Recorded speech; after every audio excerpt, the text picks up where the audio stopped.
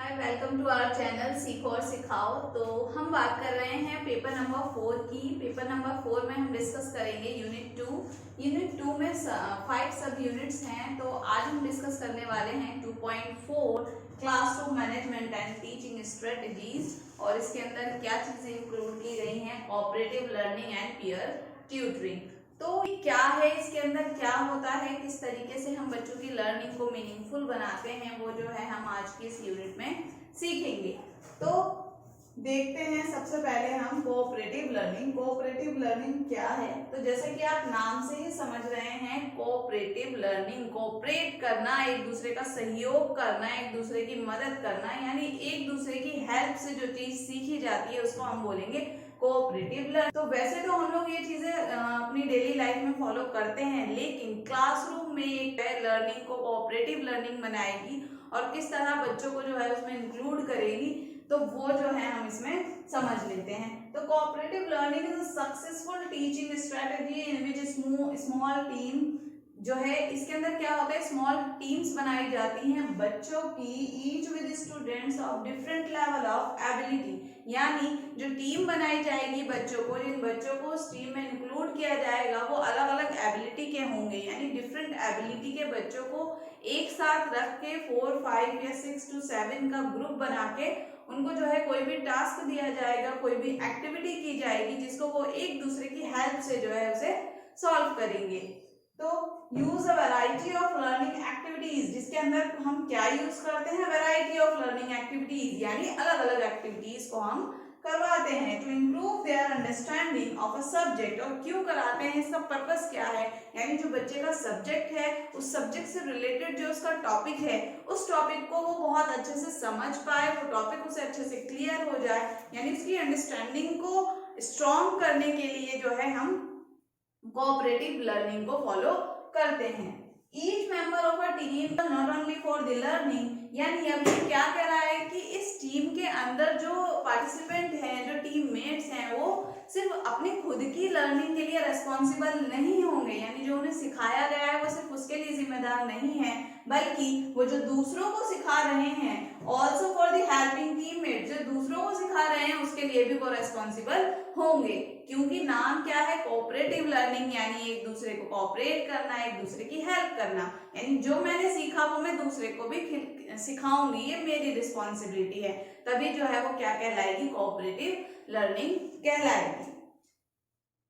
Creating an atmosphere of achievement, अभी क्या होता है इसमें, हम कोऑपरेटिव लर्निंग में एक ऐसा हेल्दी एनवायरनमेंट क्रिएट करते हैं जिसमें जो है बच्चा अपनी लर्निंग को मीनिंगफुल बनाता है और अपनी अंडरस्टैंडिंग को स्ट्रॉन्ग करता है, और जो है जो उसको अचीव करना है उस चीज को बहुत अच्छे से अचीव कर पाता है। यानी एज ए टीचर मैंने जो बच्चे के लिए गोल डिसाइड किया है, जो मैंने सोचा है कि बच्चों को आज ये टॉपिक आ जाना चाहिए, आज इस सब्जेक्ट में इस टॉपिक को लेके उसकी अंडरस्टैंडिंग स्ट्रांग हो जानी चाहिए, तो जब कोऑपरेटिव लर्निंग के लिए मैं बच्चों का ग्रुप बनाऊंगी तो बच्चे जब उसमें अपनी एक दूसरे की नॉलेज आपस में शेयर करेंगे और जो है एक दूसरे की हेल्प से सीखेंगे, तो क्या होगा, जो मेरा अचीवमेंट था, यानी जो मुझे अचीव करवाना था बच्चों से, जो मेरा गोल था, बच्चे जो है उसको इजीली जो है और अच्छे तरीके से जो है उसको सीख पाएंगे।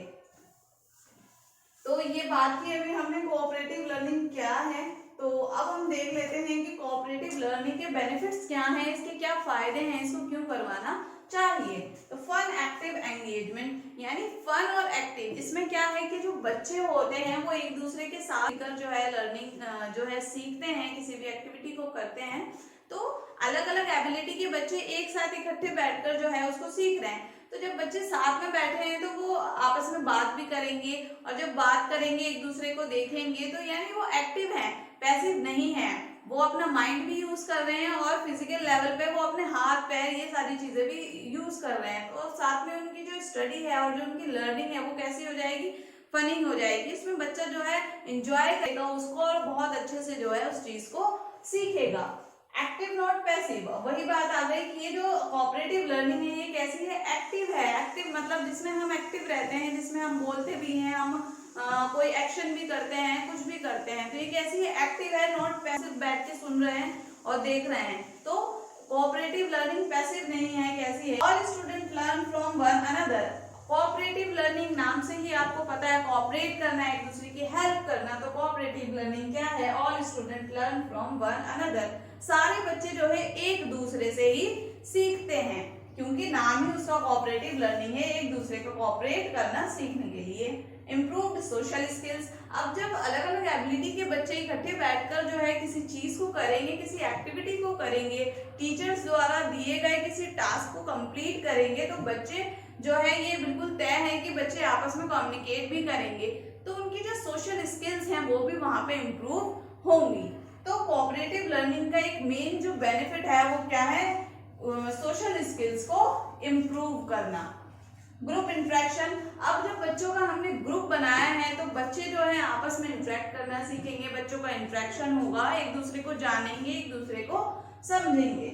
इम्प्रूव एटीट्यूड टुवर्ड्स लर्निंग, साथ ही साथ बच्चों का जो लर्निंग के प्रति जो उनका एटीट्यूड है वो चेंज होगा, टाइम टू टाइम उनका चेंज होता रहेगा और उन्हें समझ आएगा कि हाँ हम लोग भी जो है सीख सकते हैं, हम इस एक्टिविटी को या इस टास्क को या इस टॉपिक को किसी दूसरे तरीके से भी समझ सकते हैं। क्योंकि बच्चा अपनी उम्र के बच्चों के साथ या अपने साथ में जो उसके क्लासमेट्स हैं, स्कूलमेट्स हैं, उनके साथ जो है बहुत जल्दी जो है चीजों को सीखता है। तो इम्प्रूव करता है एटीट्यूड बच्चों का किसके प्रति? टुवर्ड्स लर्निंग के। तो अभी हमने बात कर ली कोऑपरेटिव लर्निंग की, अब हम देखेंगे पीयर ट्यूटरिंग क्या है। तो is the process between two or more student in a group where one of the student act as a tutor for the other। तो नाम ही इसका ट्यूटर वाला है, यानी ट्यूटर, एक बच्चा जो है एक ग्रुप बनाया जाएगा बच्चों का जिसमें एक बच्चा जो है वो ट्यूटर बनेगा और वो बाकी बच्चों को जो है सिखाएगा। More student in a group where one of the student act as a tutor for the other group mates।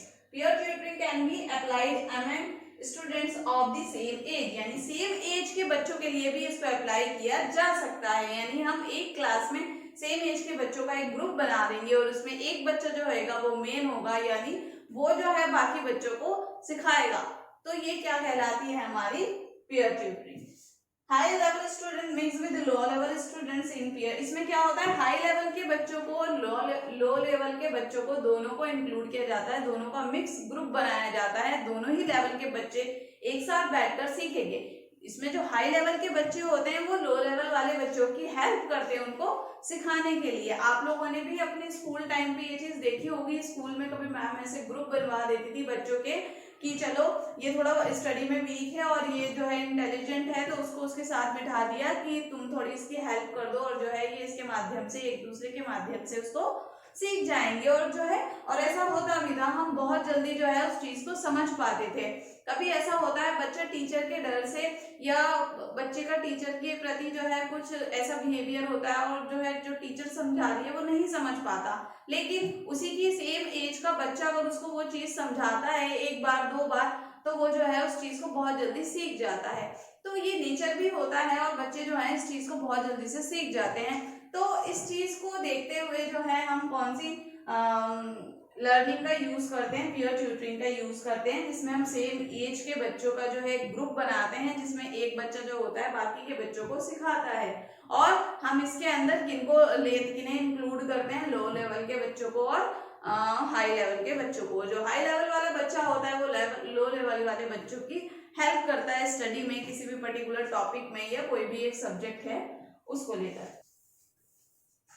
तो अभी हमने देखा कि ये क्या है, अब हम बात कर लेते हैं इसके बेनिफिट्स क्या हैं। तो बेनिफिट्स क्या हैं इसके? Student learn from each other, बच्चे जो है एक दूसरे से सीखते हैं। सेम जैसा हमने कोऑपरेटिव लर्निंग में पढ़ा था, इसके बारे में भी यही है कि बच्चे जो है एक दूसरे से सीखते हैं, क्योंकि बच्चों का ही ग्रुप बनाया गया है और इसका मेन पर्पस जो है वो भी यही है कि बच्चे जो है एक दूसरे से सीखें। क्योंकि जो बच्चा जो हाई लेवल का है, यानी जो अच्छे से चीजों को जल्दी समझ लेता है, तो वो क्या है, लो लेवल के बच्चे को जो है इजीली समझा सकता है, उसको बताएगा तो वो भी जो है उसको समझ पाएगा और सीख जाएगा।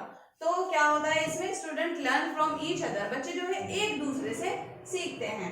Enhance skills and learning strategy, इससे क्या होता है बच्चों की जो लर्निंग स्ट्रेटेजीज है और जो उनकी स्किल्स हैं वो भी कैसी होती है, इंप्रूव होती हैं और बेहतर होती जाती हैं, क्योंकि बच्चा अपने ही सेम एज के बच्चे के साथ जो है उस चीज को सीखता है, तो जितनी भी उसकी स्किल्स हैं वो धीरे धीरे इंप्रूव होती चली जाएंगी। Improves attitudes towards learning, same age cooperative learning, कि इसमें भी जो है बच्चों का जो एटीट्यूड है लर्निंग के प्रति वो धीरे धीरे चेंज होता जाता है। कुछ बच्चे ऐसे होते हैं क्लास में जो थोड़े डरे डरे रहते हैं, टीचर के सामने टीचर आती है तो उनके माइंड में ऐसी इमेज बनी होती है कि ये टीचर है और जो है वो खुल के जो उन्हें एक्सप्रेस करना चाहिए बच्चा वो नहीं कर पाता। तो इस चीज को भी हम खत्म करने के लिए इन चीजों का यूज करते हैं, बच्चों का स्मॉल ग्रुप्स बना देते हैं जिसमें बच्चे को टीचर्स के साथ बच्चे का इतना इंटरेक्शन नहीं होता, लेकिन अपने सेम एज के साथ के बच्चों के साथ उसका इंटरेक्शन होता है और जो है बच्चा उस चीज को बहुत जल्दी जो है अच्छे से सीख पाता है। तो क्या करता है वो, जो उसका लर्निंग के प्रति और रीडिंग के प्रति जो उसका एटीट्यूड है वो कैसा हो जाता है, चेंज हो जाता है और इम्प्रूव हो जाता है। एक्टिव लर्निंग, ये भी क्या है, एक एक्टिव लर्निंग है क्योंकि इसमें सभी बच्चे इंक्लूड किए गए हैं एक ग्रुप में और जो है सबका एक जो है अपना रोल है, कोई भी पैसिव नहीं होगा, all will be active. Knowledge sharing, तो इसमें क्या होता है बच्चे एक दूसरे से अपनी नॉलेज को शेयर करते हैं, यानी मेरे पास जो ज्ञान है मैं वो दूसरों को भी दूंगी, ज्ञान बांटने से बढ़ता है जैसा हमने सुन रखा है। तो यही चीज यहाँ पे फॉलो होती है, जिस बच्चे के पास ज्ञान है वो दूसरे को देगा और जो है बच्चे एक दूसरे से अपनी नॉलेज शेयर करेंगे और उस टॉपिक के प्रति जो उनकी अंडरस्टैंडिंग है वो स्ट्रांग हो पाएगी। तो अभी हमने देख लिया कि इनके बेनिफिट्स क्या हैं, साथ ही साथ जैसे कि मैंने बेनिफिट्स आपको बताएं प्लस इनके नेगेटिव पॉइंट्स भी देखने को मिल सकते हैं। हो सकता है क्लास में जो है टीचर अगर ग्रुप बना रही है तो उसने ध्यान नहीं दिया, उसने ग्रुप ऐसा बना दिया कि बच्चे कुछ ज्यादा ही हाई लेवल के हो गए, कुछ बहुत लो लेवल के हो गए। कुछ बच्चे ऐसे हैं जिन्हें हाई लेवल के बच्चे भी हैंडल नहीं कर सकते, तो यहाँ पे जो है ये जो टीचर की स्ट्रेटेजी थी वो फेल हो जाएगी। साथ ही साथ कोई ऐसा टॉपिक दे दिया जो बच्चे नहीं करा सकते, तो उस टाइम पे भी ये जो स्ट्रेटेजी है वो भी फेल हो जाएगी। तो यानी जो इसका प्लस पॉइंट है साथ में इसके नेगेटिव पॉइंट्स भी देखने को मिल सकते हैं। ये उसको ध्यान में रखना चाहिए कि जो वो ग्रुप बना रही है वो बच्चे की नीड के अकॉर्डिंग होना चाहिए, उनकी एज के हिसाब से होना चाहिए, जो भी उनको एक्टिविटी और जो भी टॉपिक दिया जाएगा वो उनके हिसाब से होना चाहिए। तो ये थी हमारे आज का सेशन और जो है वो यहीं पे खत्म होता है। होप कि आपको जो है ये सेशन आज का बहुत अच्छे से समझ आया होगा। तो जाते जाते प्लीज हमारी वीडियो को लाइक करना जो है मत भूलिएगा। तो अब हम मिलेंगे हमारी नेक्स्ट वीडियो में। आज के लिए bye bye, thank you so much.